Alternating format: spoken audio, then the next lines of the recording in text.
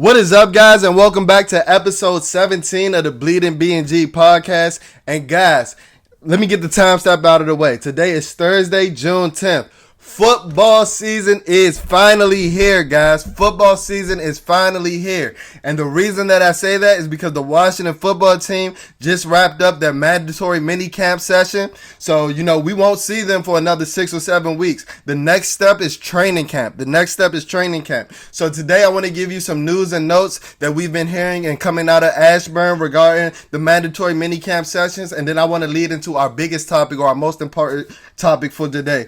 I'm going to give you guys Bleeding B&G's list of the 5 best players on the Washington football team roster. And the reason that I created this list, or what led me to create this list, is because with all the news and reports coming out of camp, and just, from my own observation, I see that this is one of the deepest rosters that the Washington football team franchise has fielded within my 25 years of existence and, my 25 years of being a fan, whether that be the Washington football team or the Washington Redskins. I think that come September 12th, we might be filled in the deepest 1 through 53 that we've ever felt going into week 1 of an NFL season. So the reason that, but to be honest, it's always going to be the elite players that get you over the top, that have you competing and that have you, contending for Super Bowls and things like that. So you always got to look at the top end of the roster. There's a reason why Tom Brady has won 7 championships, guys, because he's that elite of a talent.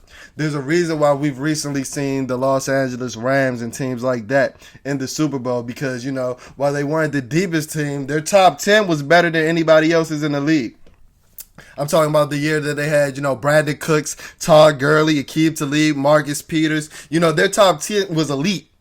Same thing with the Kansas City Chiefs. So that's the reason why I came up with my, Bleeding B&G's list of the 5 best players on Washington's roster, because ultimately these are the guys that's going to have you contending, whether that be, another first round of the playoffs exit, or have you contending for, a Super Bowl title and things like that. So feel free to comment after you hear my list. Feel free to give me your 5 best players on the Washington football team roster. And remember, feel free to just leave any feedback of the Bleeding B&G podcast. So first, I do want to touch into these minicamp news and notes. I do want to get into some attendance, some housekeeping notes first. So first, there was no Jimmy Moreland, there was no J.D. McKissick, no John Bostic, or no Curtis Samuel for all mandatory minicamp sessions. And then Tim Settle missed the last 2.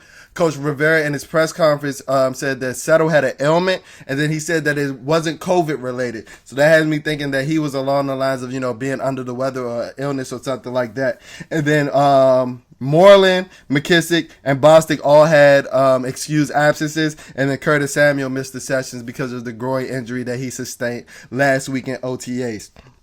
But I do want to touch on one of those names that I just ran through, and that's Jimmy Moreland. While I know a lot of us in the Washington football team community love and adore Jimmy Moreland. He was a 7th-round draft pick, and, in his first training camp, I think in 2019, the last year under Gruden, he came in and was a turnover machine. It was like Jimmy Moreland was almost picking passes left and right. And, he came in, he solidified the solid nickel corner role this past year, and he did a pretty decent job. He didn't necessarily have a great amount of splash plays, but he impressed me as a tackler, especially for somebody so small. But and like I said, I know you guys have an affinity for him in the Washington football team community. He's a local guy coming from JMU and things like that. But guys, I am here to say that Jimmy Moreland might get Wally pipped. He might get Wally pipped out of a starting job or out of a roster spot in totality, because a lot of the news reports coming from day 2, which was yesterday's practice session, is that our 3rd-round rookie, cornerback Benjamin St-Juste from the University of Minnesota, he had himself a day. Remember, this is a 6'3" corner, so we're talking about a guy with Richard Sherman type measurable, guys. And like I swear, yesterday I couldn't have refreshed my Twitter feed without a Benjamin St-Juste update. Oh, Benjamin St-Juste just exploded out of his break to break up a pass. Benjamin St-Juste is running down stride for stride with De'Ami Brown, not allowing him any airspace as they go up for their pass. And then this was the craziest report that I saw. They said that Benjamin St. Juste broke up a pass against Terry McLaurin in the back of the end zone. But then I saw some reporters comparing it to a Allen Iverson, Tyronn Lue type moment. I'm like, I know Benji not getting that disrespectful with my boy Terry like that, but I love the swagger. And that's exactly the analogy they used. They said that Benjamin St. Juste stared down at Terry McLaurin after he broke up the pass. And I don't think it was anything along the lines of being disrespectful, but these are two alpha dogs competing. And we got to remember, like, guys, like I said, this is a guy with Richard Sherman measurables. And, you know, while I didn't necessarily talk, and he wasn't highly heralded in the pre-draft process, and I didn't necessarily talk about him a lot in my mock off-season episodes or my draft coverage or things like that, he was somebody that was on my radar after the Washington football team selected him, because as I did some more research, this guy has Richard Sherman's measurables and, you know, a tad bit over 6'3", 205 pounds. So he's a little bit taller than Richard Sherman. But reportedly, if he would have attended the combine and based off his pro day numbers, he had the quickest short shuttle in the entire draft, regardless of position, regardless of offense, defense, regardless of weight, height, weight, size, speed.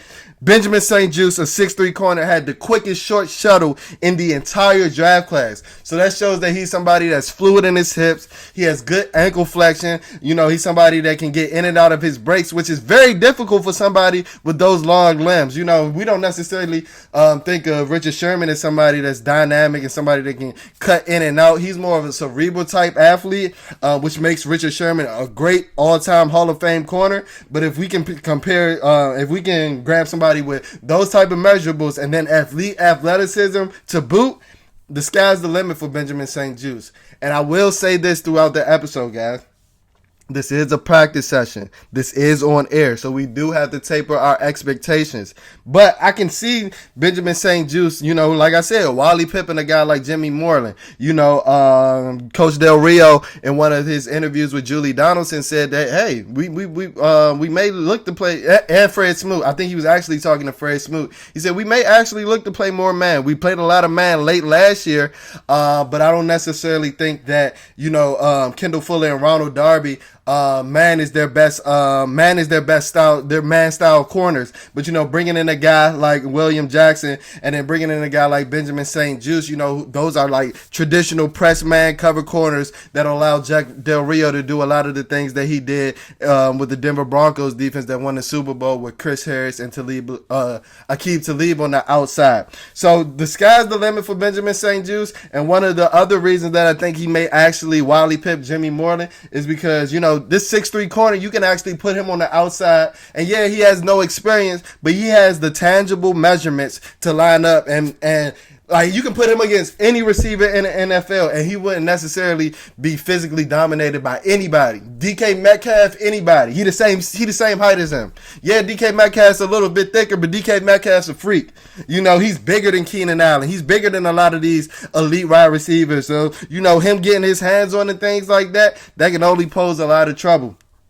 And, you know, I say this because he's somebody that you can line up on the outside and you can eventually, you know, line back Kendall Fuller back into the inside where he was elite during his first tenure with the Washington football team, and they were the Redskins back then, where he graded out as the best slot corner in 2017 while as a member of the Washington Redskins. So, you know, I love Jimmy Moreland. You my dog. You and all, but Benjamin St. Juste is, you know, he may make, you know, primetime Jimmy an afterthought. To say the least. So that was one news and note that I wanted to cover. The next news and note that I actually wanted to cover is that, guys, it looks like that we might have hit this draft class out the park. Remember, I'm going to remind you to taper your expectations because this is a practice session in early June. but there are news and notes and praise coming out about almost all of our rookies. So that shows that the conglomerate of Ron Rivera, Marty Herney, and Martin Mayhew, they did a great job getting the guys that they wanted. You know, I just gave you the report about Benjamin St. Juste, the guys over at the Washington Football Team podcast. They've been doing nothing but praising Samuel Cosmi since they saw him last week in OTAs. First, it was about how loud he hit the bag and how explosive it sounded. This week, you know, Mitch is giving him praise, talking about how when he hits the blocking sled, it's just different from every other lineman.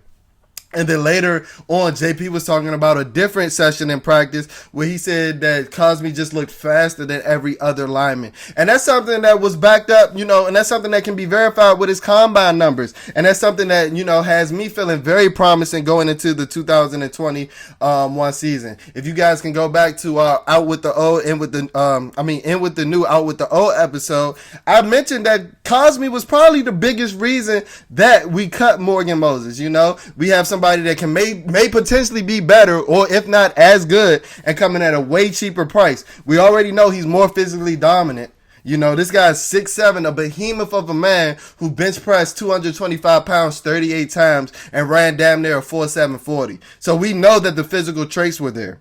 We know that. And then for me to hear something like the report that Mitch gave out, that he's just hitting the bag different, like he's moving the bag way more drastically than any other lineman, was especially promising as well, because unlike Benjamin St. Juste, Samuel Cosmi was somebody that I had a keen interest in with the pre-draft process and during our draft coverage and things like that. If you can go back to our mock draft episode and then the episode that I did with the Tay and Todd podcast, shout out to my guys, I mentioned Samuel Cosmi's name a lot because I actually love the type of athlete that he showed on film. But one of my biggest concerns was, you know, if he can hold up at the point of attack, because he didn't necessarily do that consistently at the University of Texas. So I was kind of shocked when I saw that he threw up 38 bench press reps at his pro day. But then when I hear things like, you know, Mitch saying that he hits the bag different and he just moves much more drastically and much more explosive and powerful than any other lineman,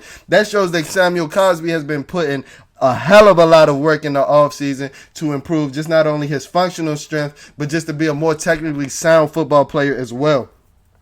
And, you know, with those measurables and those traits that he has already exuded, the sky is the limit. The sky is the limit. So I've already given you 2 rookies with positive reports, and I haven't even gotten to our first round rookie, Jamin Davis. If you guys listen to the Tay and Todd podcast, Matt Muller from ESPN said that Jamin Davis is his favorite for Defensive Rookie of the Year. And he also mentioned that Jamin Davis reminds him a lot of Ole Miss Patrick Willis. You know, Patrick Willis when he was at Ole Miss. But he said that Davis is an even better athlete, which is scary.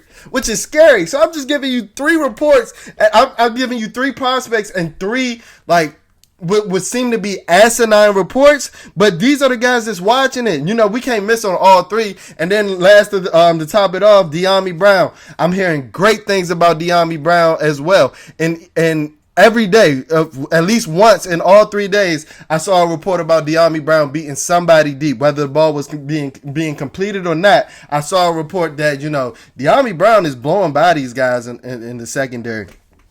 And, you know, that's what he did at the University of North Carolina. Like I mentioned to you guys before, he led the country in average yards per reception last year. So being a deep threat is what he does. And then there were other news and reports coming out that he's a lot bigger than, you know, what the projected measurables say about him and things like that. Then JP Philly talked about how he just has easy speed. While it doesn't look like he's necessarily exploding off the line like a Terry McLaurin or like a Curtis Samuel, he's somebody that just displays the easy speed, and it's on a consistent basis because he's beating somebody deep every damn practice period. So I'm very excited about our top half of the draft class. And then, of course, you got guys like Shaka Toney, John Bates, and things like that can also be key contributors as well. Speaking of Dyami Brown, though, one of those bombs that he actually connected with was a 60-yard pass with Taylor Heineke in yesterday's session, day 2 of the mandatory minicamp session. And I do want to touch on Taylor Heineke a bit. from all reports coming from nearly everybody that's watched minicamp, Taylor Heineke looks really, really good. Even Michael Phillips from the Richmond Times-Dispatch even said that he outplayed and outperformed Ryan Tannehill to culminate, the three-day session. He was the better quarterback in the practice sessions and things like that. And guys, I'm ecstatic to hear that because, Taylor Heineke is somebody who I'm an advocate for. If you can go back to Bleeding B&G episode 1, I want Taylor Heineke on the roster. I don't necessarily think, no, if he's going to be our franchise quarterback, but that's why you bring in somebody like Ryan Tannehill to allow you the time to develop, and you can see these things in practices like that. We don't know if this was just a good 3-day stretch and he come back in training camp and be terrible. I doubt it. Because he's shown me that he's a hard worker, doing things like putting on 15 pounds of muscle, and you see it in his upper body. And who knows? I don't think last year that Taylor Heineke was completing balls 60 yards in the air, like the one that he completed to De'Ami Brown in this minicamp session that they reported on. So, hey, maybe we do have our franchise quarterback waiting in the wings, but that's why you do bring in a guy like Ryan Fitzpatrick. Because if you guys can remember, Ryan Fitzpatrick can be, we essentially have two backup plans, While Ryan Fitzpatrick did start the season with the Miami Dolphins, when, he was benched due to the GM wanting to see their investment and the guy that they spent high draft capital on, Tua Tagovailoa, he was the 5th overall pick, for crying out loud. But, when Tua started to struggle, they brought Ryan Fitzpatrick right back in. So he was like a quasi-backup plan. If you guys can remember, one of the biggest NFL moments was when Fitzpatrick was inserted late in the NFL season, late in that game against the Oakland Raiders, and he brought them back with that game-winning drive. So if, if Ryan Fitzpatrick doesn't pan out, you do have a guy like Taylor Heineke who continues to impress with every opportunity that he gets. If, Taylor Heineke comes in, or if he happens to beat out, and the reason that I do want to mention, beating out, because Coach Ron Rivera did mention that it will be some type of quarterback camp going into training camp. I know he has mentioned before that, at that moment or at this moment that Ryan Fitzpatrick is QB1, but I think he even saw a lot out of Taylor Heineke in these 3-day minicamp sessions to even, he brought up quarterback competition today in his final press conference to top off camp. He brought up, I want Taylor Heineke pushing Ryan Fitzpatrick to the max of his abilities. We didn't really necessarily have that type of competition last year. And then as far as Kyle Allen, he seems like the odd man out. Don't necessarily know if he's getting a surplus amount of snaps. We do have to remember that he is coming back from a fractured ankle injury and things like that. So that does take time to recover from, but he does seem to be the odd man out in the quarterback room. Another note that I wanted to pass on from the Minicamp News and Notes is, guys, I don't know what we're about to do with Landon Collins. I do not know what we're about to do with Landon Collins. And the reason that I say that is because all our DBs seem to be making plays. And like I said, we have to taper our expectations. This is June practice sessions. But like even earlier today, Bobby McCain, who was aligned at free safety with Cam Curl, he had 2 interceptions within the first 6 snaps of practice today. You get what I'm saying? And then, Cam Curl, he shouldn't come off the field. Cam Curl should not come off the field for anybody. I don't care who it is. Not after the type of season that he had last year, coming in as a 7th round rookie with no offseason, leading his position in defensive stops as a rookie. Like, come on. Like, and then, bringing in guys like Derek Forrest and other safeties and things like that. I just don't know what we're going to do with Landon Collins. I never really necessarily thought that he would be considered a surprise cut. I always thought that we would find a way to keep him on the roster due to just, his insane cap number and his salary. But, like I gave you guys the timestamp, it's June 10th now. We can give Landon that post-June 1 designation where we can spread out that dead cap hit over the course of 2 years. And, just looking back, Landon got, he injured his Achilles late in October. An Achilles is, usually a 12 to 15 month, injury period or injury recovery time that you need to take to recover from an Achilles and things like that. So even if he was on the low end with the 12, that would place him almost in the middle of this season coming up.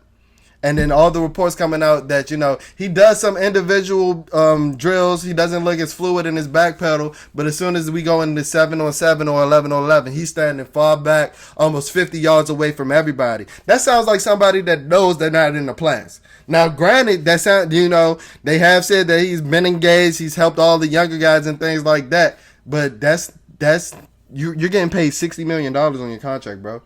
Those aren't $60 million qualities, being engaged and helping out the young guys. I'm sorry. You're getting paid to be on the field. And I hate to sound like this because I do love Landon, but we just got to be realistic. Landon is the least versatile safety. And then all the safeties coming in are making plays. What I mean by least versatile, I mentioned Bobby McCain earlier. He's primarily a free safety at this point in his career, but he can play strong safety in the pinch. Cam Curl is primarily a strong safety at this point in his career, but he can play free safety in the pinch. Then you got a guy like Derek Forrest who can play both as well. You get what I'm saying? And then you get guys like Jeremy Reeves and DeShazier Everett, who I know Coach Rivera loves. So I just see it's a log jam at that position. And Landon is the only one that's not practicing or not giving us any service time. You get what I'm saying? He's not giving us any service time. So the writing may be on the wall with Landon Collins. So I don't want you guys to be too surprised if he's a surprise cut coming, later in the offseason. What I do think may happen is that he's actually put on the, PUP, physically unable to perform list. So, they give him that full 12 months to see how he comes back. In the middle of the year, and then they have to make a decision then. Because if he's not healthy by the time that, that PUP standing is withheld and things like that, I doubt that he comes back for the 2022 season.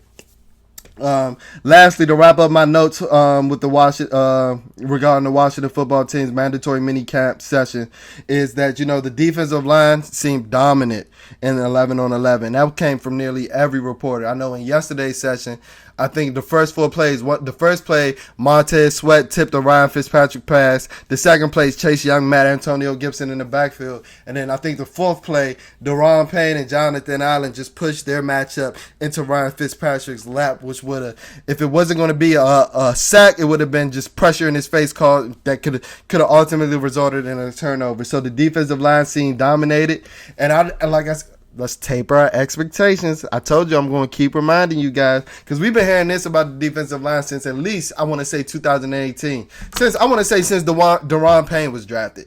Those last 2 years, the Alabama wall is blowing up the defensive line. We can't run any plays, and things like that. And then you come to the regular season and they're not what they were made out to be based off of the reports coming out of training camp and, mandatory mini camps. So I do want to taper my expectations, but this is a different breed of defensive lineman. This is Chase Young in his second year, Montez Sweat in his third year, Daron Payne in his fourth year, and then Jonathan Allen in his fifth. So we got a bunch of dogs that are coming. They have one more year in experience in the system and things like that. And, I'm starting to believe the hype this year. My only thing with the defensive line is we can't fall in love with the sack numbers and the passing numbers. We got a lot of sacks last year. That was great. Chase Young did his thing. Montez, Ryan Kerrigan, everybody got this as far as the passing game. But there were games where teams ran on us if they wanted to. You get what I'm saying? Like the San Francisco 49ers did run on us. The New York Giants ran on us in both games. You get what I'm saying? Like the Detroit Lions ran the ball down our throats. Down our throats. The Detroit Lions. You get what I'm saying? So I do want to buy this defensive line hype, and I'm all for it. Personally, there was a list that came out based off of Pro Football Focus. You guys know how I felt about them based off our last episode, but they came out with a list of the best defensive lines going into the 2021 season, and they had Washington ranked number 2 behind Pittsburgh. And I personally think that's too low. I think that the Washington football team has more dominant defensive linemen and are more dominant as a unit as far as defensive linemen than the Pittsburgh Steelers. But to each his own. So with that being said, I want them to exude that dominance for all 17 games of this regular season. That's all I ask is consistency. That's all I ask. And lastly but not least, as I mentioned, Taylor Heineke was outplaying Ryan Fitzpatrick. Ryan Fitzpatrick did have his fair share of interceptions over the course of the mandatory minicamp session. He threw a couple to Bobby McCain. I know he threw one to Cole Holcomb yesterday, and he threw one to Khaleke Hudson today. And so that's the Fitz tragic that you get along with the Fitz magic.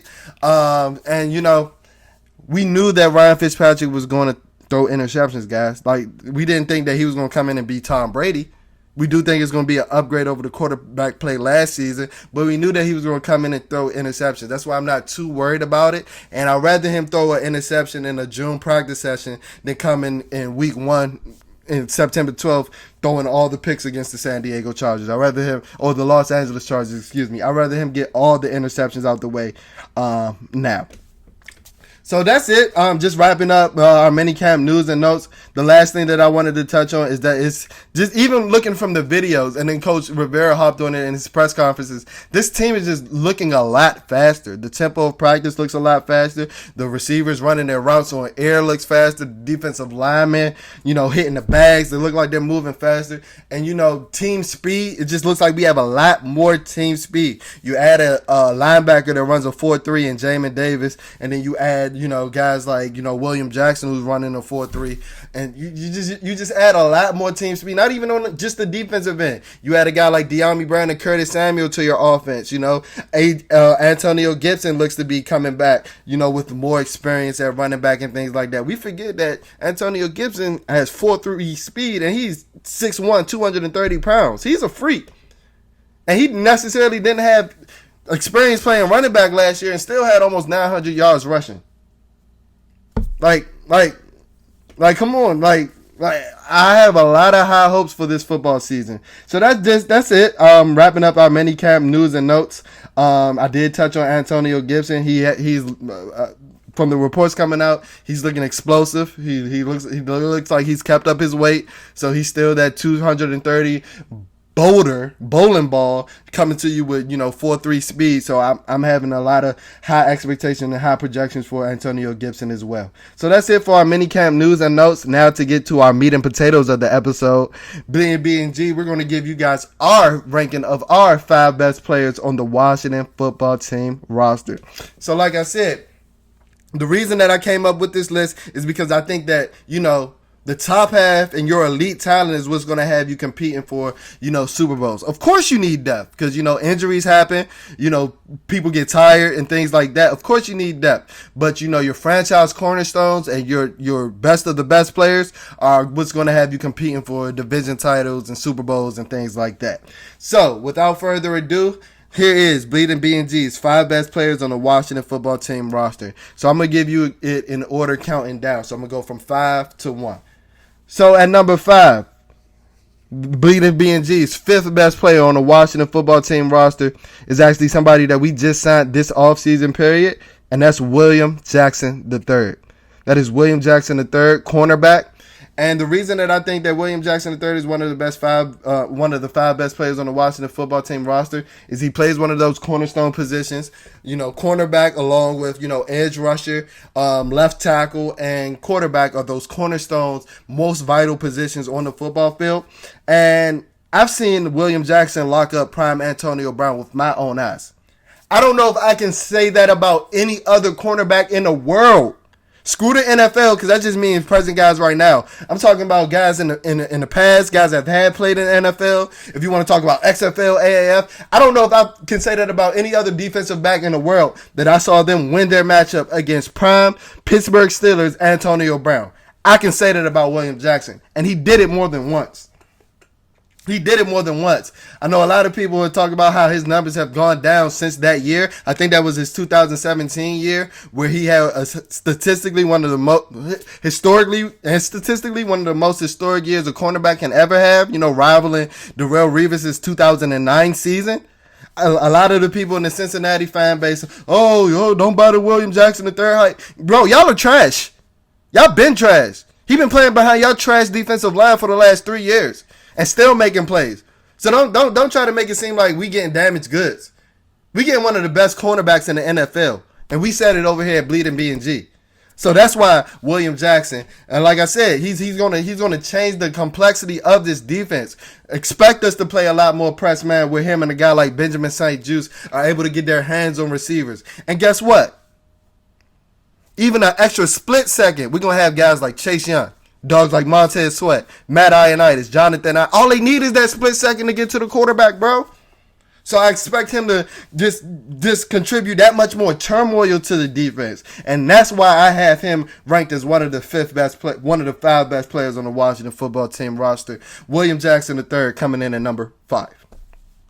Coming in at number 4, Big Nasty, Big Country, whatever you want to call him, Brandon Scherff, our first All-Pro in Lord knows how long. I don't know if we had an All-Pro before Brandon Scherff. I don't know if color TV was out back then. We had an All-Pro since black and white. I'm being a little exaggerating, I'm being a little funny, but like it's been that many years. And a lot of us in the Washington football team community are mad at Brandon for signing that franchise tag. But there's a reason why, there's a reason why we're willing to pay him $18 million and not let him just walk out the door. Of course we get trade compensation or something like that. But Brandon Scherff is one of the 5 or 6 best guards in the NFL. Especially when healthy. My biggest gripe with Brandon Scherff is that he's somebody that has battled injuries. Missing a total of 16 games over the course of the last 3 years. But when he's healthy and when he's playing, he's one of the best NFL lineman guards in the NFL.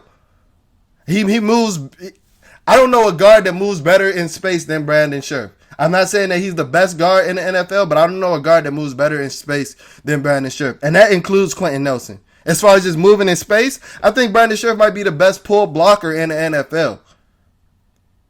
Now, I know a lot of you guys, some of you guys that may be listening to this podcast don't know the terminology and the dexterities of what I'm talking about, but Brandon Scherff is a freak. He's a freak. He puts up freak numbers in the weight room. He's somebody that's good for your culture. He's an early in, late out guy, and he's one of the 5 best players on this roster. He's the only All-Pro, first-team All-Pro we have on this roster. So I think that even me putting him at number 4 might be too low. But I do think that the players I have ranked ahead of him are better for the Washington football team. So I love Brandon Scherff. If this is his last year, I hope he goes out with a bang. I would love to keep, a talented player like Brandon Scherff around for the long term. And one of the best guards in the NFL. So Brandon Scherff checks in at number 4. For the Bleeding BNG's 5 best players on the Washington football team roster. Checking in at number 3 is my guy that I had a rant for last week, Scary Terry McLaurin. And the reason that I'm talking about Scary Terry McLaurin is because he's a stud. He's a dog under the radar. He was our only wide receiver option last year, and he still had over 100 catches and nearly over 1,100 yards. Playing with 4 sorry quarterbacks. Yes, I said it. 3 sorry quarterbacks in Taylor Heineke. Let me be a little bit nicer. 2 sorry quarterbacks. Alex Smith, you were pretty sorry. Dwayne Haskins.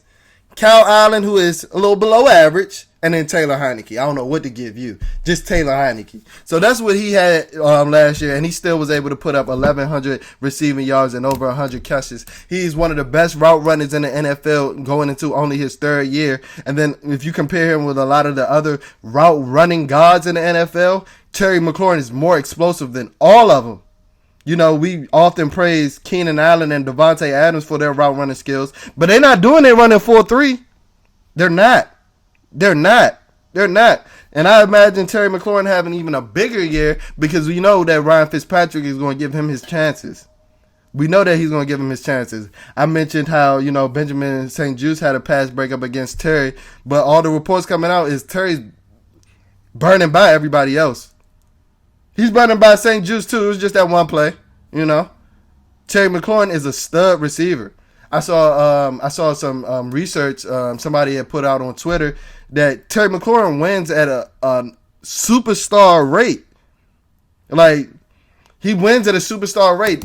He had a 97th percentile, and I think it was intermediate in breaking routes, 97th percentile, intermediate out breaking routes, and he was in the 93rd percentile in deeper routes and things like that. Terry McLaurin is a stud. He's a dog, and he's a hard worker. He's somebody that has to work to get to where he's at, and he deserves everything for it. One of the coaches from Ohio State was, galvanizing with the Washington football team community. And he put out a fun fact that Terry McLaurin had to go against 7 first-round defensive backs during his 5 years at the Ohio State University because he did redshirt. So we see where the technician part comes in because he knows what it takes to go against the best 7 times over. So he just took with it, that hard work that he instilled and had at the Ohio State University and just took it to the NFL and became one of the best receivers in the NFL. He became one of the best receivers in the NFL and the 3rd best player on the Washington football team roster at this point. Number two. So number 2, I actually gave it to Jonathan Allen. And it actually shocked me. It shocked myself that I actually gave Jonathan Allen the spot at number 2. A lot of us in the Washington football team community have gotten on, John Allen's case before. Whether that be the comments that he said about fans or, him having Coach Gruden's back and things like that. And a lot of us thought that he didn't live up to the expectations. He was the Heisman runner-up to Lamar Jackson his last year in college, Before the reports came out about his shoulder arthritis, the arthritic shoulders and, his shoulder issues and things like that, he was projected to be the first defensive player drafted in that draft. Before Solomon Thomas, before anybody you want to name. Jonathan Allen was a top 5 lock at one point before all those medical transcripts came out. But guess what? Jonathan Allen lived up to that billing this past season. After kind of a slow start where I heard that a lot of the defensive linemen had an issue with the new 1-gap technique rather than the 2-gap technique that we're doing in the 3-4 and at Alabama. After a slow start, Jonathan Allen picked up his pace and became damn near unblockable. I'm talking about from the Pittsburgh game on out. There's a compilation on Twitter. I want you guys to pull it up of Jonathan Allen's pass rushes against the Pittsburgh Steelers. It's some of the most beautiful stuff I've ever seen in my life. He was just whipping ass all night. He was just whipping guys' ass all night. It was some of the most beautiful shit I've seen in my life. I didn't expect this to be an explicit podcast, but that's how damn dominant he was in that goddamn game. Jonathan Allen is a stud, and he's giving me the flashes of the dominance that I saw his last year in Alabama, and that's why I give him the 2nd best player on this Washington football team. He's the most versatile of all linemen. Matt Ioannidis is great against the pass. He does have some struggles against the run. Daron Payne is pretty damn good against the run. I would say he's average against the pass. John Allen's good at both. He's good at both. Yeah, I know he only had 2 sacks last season. Yeah, but that's because you got freaking Montez Sweat and Chase Young on the other edge. He had 6 as an interior defensive end in a 3-4 the year before. So Jonathan Allen is a stud, and I expect him to be earning one of these all-pro notches or all-pro nominations pretty soon at this point. So checking in at number 2, defensive tackle, Jonathan Allen. Again, my last reason. One of the reasons why I also think that he broke out and was very dominant, especially in the second half of this year. We got to remember that Jonathan Allen isn't typically, he's not your typical space-eating defensive lineman. He's somebody just looking to split the gaps and to meet your running back when he's getting the ball in the backfield. He's not let me take on all these blockers. He's about 285 to 295 pounds, so he's not a behemoth of a man. So I just think that, this 4-3 scheme suits him perfectly, so he has nothing to do but go up. He had a press conference yesterday where they were asking him about the scheme changes and things like that, and he was just like, dude, I get paid to whoop people asses. I don't really care about 3-4, 4-3. I don't care. I get paid to whoop people asses. And that's what he did all second half of last season. Shout out to Jonathan Allen, my dog. Number 2, the 2nd best player on Washington football team's roster. So I'm pretty sure, I don't really have to have too much suspense because I'm pretty sure you guys know who number 1 is. The best player on the Washington football team roster is Chase the Predator Young. Chase Young. He's easily the best player on this roster. The most dominant, the biggest profile, the biggest superstar, defensive rookie of the year. I don't know if you guys were aware of how dominant Chase was with the second half of the season. And I know that his sack numbers might not show it when you compare him to guys like Nick Bosa's sack numbers and things like that. But he plays the run better than both the Bosas already. He plays the run better than both the Bosas or any elite pass rusher. I don't know if any elite pass rusher in the NFL plays the run better than Chase Young right now. And then he had his press conference after day one of the mandatory minicamp where he said he was dealing with a hip injury all season that led to his pulled groin in week 3 against the Cleveland Browns. So we got this animal of a man in the second half of the season, and he wasn't even 100%. So imagine what he's going to do coming up in year 2, following up his Defensive Rookie of the Year campaign. Imagine.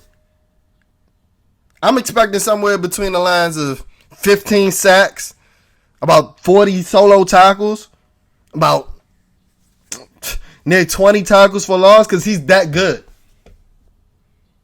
I believe at the end of this season, Chase Young will be in a conversation with the best defensive players in the NFL, along the likes of Khalil Mack, Aaron Donald, and guys like that. Because he is that good. He's the culture setter. He's the tone setter. If you look at some of the videos coming out of minicamp, dudes are following Chase like he's not a 22-year-old man. I'm talking about grown men following Chase. Oh, Giddy to get behind chasing drills. Because he's that type of leader. So I don't ever want to hear about him, missing OTAs. He told you why he missed OTAs. I'm a superstar. I got endorsements to do. We always complaining about how we not getting enough national attention and national media. Well, we got that in Chase Young, the best player on this Washington football team roster.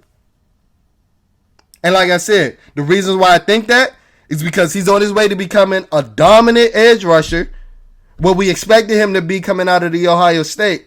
But I don't think that there's an edge rusher in the NFL right now that plays the run better than him, especially not an elite edge rusher that has more sacks than him. And he did that on a bad hip and a pulled groin. There's a reason why he's a predator, fool. There's a reason why we called him a generational talent as we were getting ready to draft him with the 2nd overall pick in the 2020 NFL draft.